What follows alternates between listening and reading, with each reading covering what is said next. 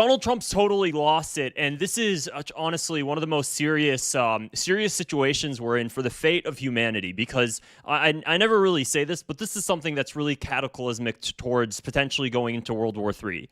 And I really hope this doesn't happen. I feel like maybe people are going to say this is part of the art of a deal, but still, it's very concerning. So everybody's already seen this now. He went on Truth Social today, and he stated a whole civilization will die tonight. That's in now 2 hours and 40 minutes, by the way. Never to be brought back again. I don't want that to happen, but it probably will.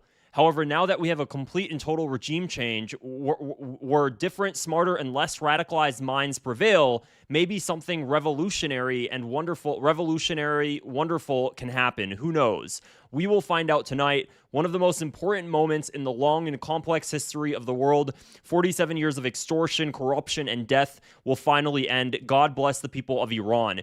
This man is totally deranged. And, everybody's going to say, and I hear this coming from his supporters, which I'm surprised there are still so many people that rally behind him. They'll say, well, this is just Donald Trump and he threatens. And I agree with that. He does. Donald Trump does do things like this where he'll say insane things and he'll threaten things just because he's trying to, do the art of a deal. We've seen him do this before.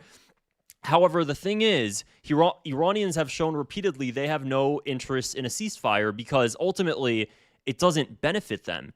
They recognize that if they decide to, acquiesce and they decide to go along with what the United States will say, what the United States will do, the United States and Israel will continue to bomb them after.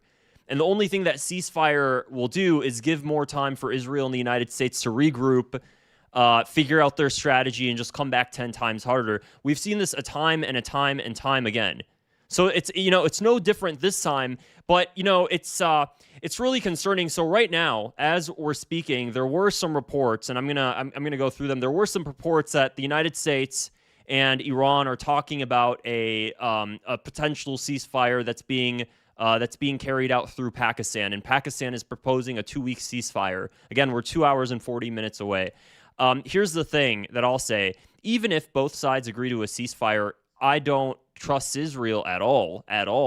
And I don't see how there is any benefit for Israel having a ceasefire right now, which means the United States would never have a ceasefire because Israel would figure out an opportunity to break it. And as we are speaking right now, while we're 2 hours and 40 minutes away from this deadline, we're already seeing that they're already conducting airstrikes. Israel is conducting airstrikes right now on Iranian infrastructure right now. How can you have any sort of ceasefire in the midst of this while Israel is doing everything it can to make sure that Iran stays engaged and that there never is a ceasefire? So somebody's saying in my comments by dancing your gnome that Bibi will drop blackmail. I was talking to a few people. A lot of people think Bibi is dropping blackmail. I definitely agree. There's also the other thing that Israel could potentially be doing right now, which is just the Samson option. And they'll just say, okay, well, if you're not going to go ahead and support us with this, we'll just go ahead and nuke Iran. And I don't understand how that, that's something that Israel could be doing. But regardless, it feels like we're escalating towards that direction anyways. What's really important that people also need to keep in mind is that why is this happening right now? There's a very specific reason it's happening right now, or one of the factors as to why it's happening right now. Israel has no more defensive interceptors left at all. So Israel has a 4-layer defense system. It has the Iron Dome, the Arrow 2 and 3 system, the David Sling, THAAD, Patriot.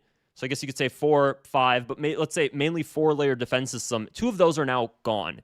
Okay, Israel, its Arrow 2 and 3 defense system, which is for long-range ballistic missiles, it's out. They're out of interceptors. They were out of interceptors as of last week.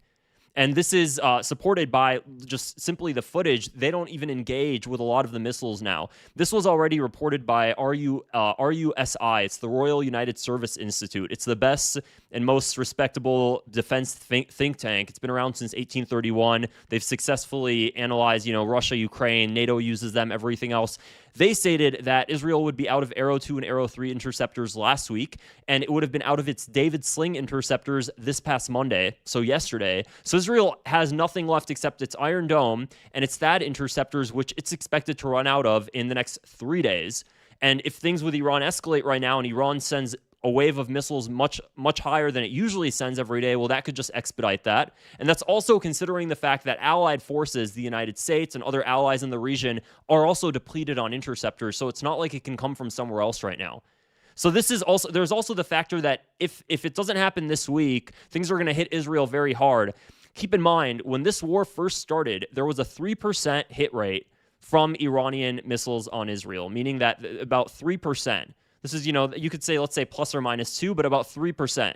I can't remember which think tank I read it from. It's not RUSI, it's a different one, but about 3%. As of Sunday, that number, Iran's hit rate now with its missiles is now 27%. That was as of Sunday. It's way higher now. It has to be way higher now. I'd say it's probably at 1 out of every 3 for sure. One out of every 3 for sure. Because since Sunday, what's happened? Well, Israel's ran out of its David sling, and that's what it was using consistently now. So the reason that it's important to say this is because let's say that there is some sort of ceasefire between the United States and Iran, which may be Trump's threats. Maybe that's what Trump is trying to do here. Even if that's the case, Israel doesn't want a ceasefire because what is 2 weeks going to do for Israel? Nothing. Can they produce more missiles in 2 weeks? Can they produce more interceptors in 2 weeks that it's going to make any sort of tangible difference? Absolutely not. Maybe Israel would then have more time to kind of think out its strategy. But does Israel really need to think out its strategy? They already know what they want. They want to destroy Iran. Do you think any of the Zionists in the United States that are pushing for this war want a ceasefire? Absolutely not. Laura Loomer, Ben Shapiro, Sean Hannity, Mark Levin. So if all of these Zionists don't want a ceasefire and they're reflective of the Israelis and they don't want a ceasefire, Netanyahu doesn't want a ceasefire, Israel's right-wing coalition doesn't want a ceasefire, then they're going to do everything they can to break it. Even if there's one right now that Pakistan is trying to put through, they'll break it. I hope to God I'm wrong. I hope I'm wrong, because right now there's a lot of people's lives that are on the line. Again, less than 2 hours and 40 minutes now before something insane happens, and they're already starting to bomb. Netanyahu gave a speech today stating, yes, we're already starting to bomb. So let's say that there is some sort of ceasefire, or not even, they just extend the deadline. There's also some reports right now, as of 5 minutes before making this video, that Pakistan, they're even just simply talking about extending the deadline. Even if that were to happen, Israel has no interest in extending anything, because let's say that the United States and Iran have a ceasefire. Well, guess what? Israel's out of defensive interceptors. So if Iran strikes, they're basically hitting Israel now. Let's say 50%, 40%, but a lot of strikes are going to hit Israel. Israel is a mad dog. They're volatile. They're totally volatile. You think if they start seeing missiles rain down on Israel like they have been, but even more as starting this week, if anything like that were to happen, how you think they won't use a nuclear weapon?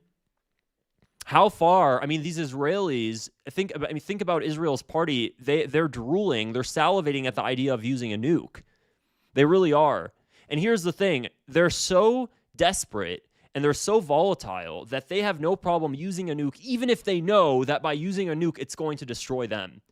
Iran, not because Iran has nukes, but Iran has enough missiles. Iran has enough missiles that if Iran was to get nuked, if Tehran was to get nuked, and its capital was to get nuked, Iran has missiles scattered all across the country. Iran is a very, very big country. So one nuclear bomb, if there's missiles scattered all across the country and missile launchers all across the country, they can send a wave of missiles, and now there's no more defensive interceptors left for Israel. It has its Iron Dome, but those are meant for rockets and drones. It has THAAD interceptors, but those are getting depleted very, very quickly. It could send a wave of missiles. Russian intelligence yesterday, the day before actually, a Jerusalem Post article came out stating that the Russians were providing Iran a detailed list of like 55 infrastructures in Israel to hit to completely decimate its power grid. And there's just a few key ones that if you wipe these out, Israel's power grid is dead because it doesn't get energy from any of its neighbors. Doesn't get, power from any of its neighbors. So it's not like any sort of action like that is going to benefit Israel. But here's the thing. I don't think they care. I don't think the Israelis care. I think they would be willing to use the nuke regardless. I mean, that's the whole Samson option, that if they feel like they're facing an existential threat, they have no problem taking the world down with them. And the Israeli way, they'll do this. This is how Israelis have been acting since Israel's inception. So I see no reason why they wouldn't. I'm making a different video on it later. I mean, right now, Israelis have a countdown for this time when this is all supposed to start. So, while let me go ahead and share my screen here. Um, let's see. So Marjorie Taylor Greene stated here in responding to this 25th Amendment, not a single bomb has dropped. We cannot kill an entire civilization. This is evil and madness. And I do want to see right now if there's anything that's developed since we just started this video. I'm just hoping that something else has changed, but it doesn't seem like it. I don't want to go to CNN. Let's see what Reuters is saying right now. So let's just go any news station if there's any sort of quick update. UN Security General says no military objective justifies destruction. Okay, I don't really see. France warns a vicious circle of retaliation. Okay, but I don't see anything. Trump will respond to extend deadline on Iran by 2 weeks, except it doesn't say when he's going to respond. So hopefully he's going to respond here in the next couple hours, which is really all we have left. But that's this is kind of where we're at. And again, the Israelis want this so bad. And what we've noticed since John F. Kennedy's assassination is that no president has restrained Israel. A lot of people in the comments, and I personally am kind of on board with this, they're telling me, there's no way that Trump could stop Israel because they're blackmailing him. And Bibi's just holding that blackmail up against him. And I think that that's probably what's going on. There has to be something. You don't just do this without some serious blackmail on you, especially when you know that the massive amount of your party is so against this now. So many Americans are against this right now. You can't be willing to do this knowing there's no particular benefit to it unless, you're being really pressured into it. I saw an NBC, or was it maybe it was a CNN, it was New York Times article talking about how more insight into how Trump was really coerced into going into this war. And basically Netanyahu and the chief of the Mossad came to him and they made a proposal about targeting Iran and attacking Iran and how they should do it to knock out its military infrastructure. And Netanyahu oversold the idea that it would lead to regime change. And they say that J.D. Vance was slightly against it. I don't know how much I buy that. But Trump decided to just go with it anyways, leaving out clearly a lot of probably key details that we just don't know about, because every single time Netanyahu brings himself over here to the United States, all of a sudden the United States begins a bomb campaign in some country in the Middle East, does some sort of action in the Middle East. Ben Shapiro now on X. I mean, it's disgusting seeing how many videos he's been making today. I've never seen it. Whenever the United States is towards the brink of just something cataclysmic and there's, impending war and doom, Ben Shapiro is giddy. It's disgusting. He's always giddy about it. Laura Loomer, same thing, giddy. Mark Levin, giddy. While the whole world is stressing out, while we see Iranians right now, and I mean, they're protesting and they're outside, their energy infrastructure. This is serious. Thousands, and to the extreme, millions of people could die because of this.